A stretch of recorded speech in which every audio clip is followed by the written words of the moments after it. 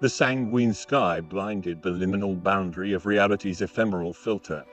The dark days had just begun, and tiny shards of Moscovium hailed from the heavens horizon, raining down like shattered stars. Shadows and sunlight flickered like a malfunctioning movie projector, while bus-sized icebergs hovered briefly before plunging earthward. The entire world was unraveling. This was, after all, what Sam had wished for, wasn't it?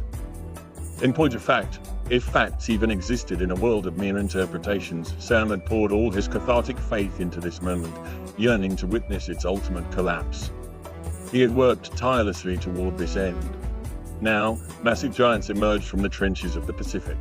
Some strode with steps spanning half a mile, while others flew or levitated alongside, powered by psychokinetic abilities encased in shimmering spheres of their own creation.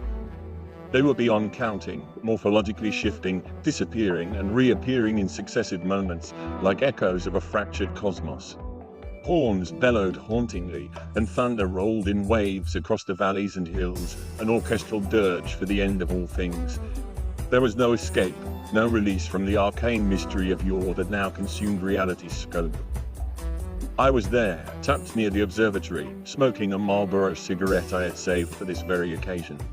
Leaning back against the plastic grille of a muscle car, more relic than machine, I mused on the irony of it all. Technology had been our first and final arrest, gifting us ideas and abilities that we were never meant to wield. Hubris had led us here.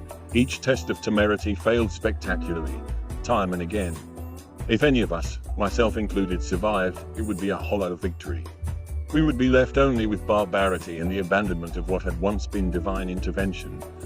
Knowing was never enough. Proof was meaningless without the weight of the unknown.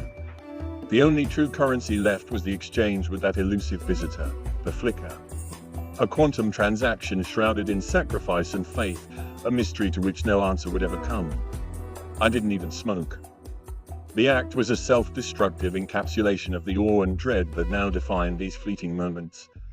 To my left sat my mortal antithesis, Tim, a brother from the dark side of an uncommon world.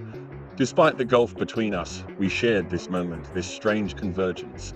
Somehow, through sweat, anguish, and morsels of sacred universal truth, I had pieced it all together. Each door had opened just a crack, granting me a gnosis few would care to possess.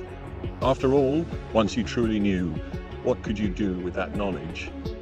This was the end of all things, deterministic and irreversible, now hanging on a wire between Tim and me. I glanced to my left. There he was, just feet away. The closer the giants approached, the greener the hue of the transient light, the more sinister its touch. His reality was different from mine. Yet here we both sat, smoking cigarettes from the same pack, lit by the same lighter tucked in my right jacket pocket.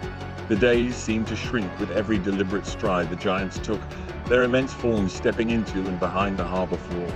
Tim and I exhaled in unison, as if rehearsing for this final act.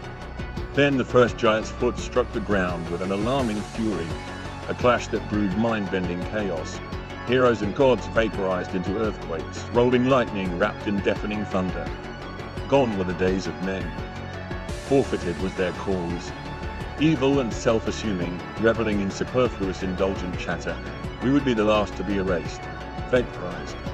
The floodwaters, bound deep within the earth, surged forth, clashing with collapsing electromagnetic belts. Reality itself tore apart, fluxing, folding, and recombining into nothingness. The looping cycles of flat time finally came to an end, and with it, so did we.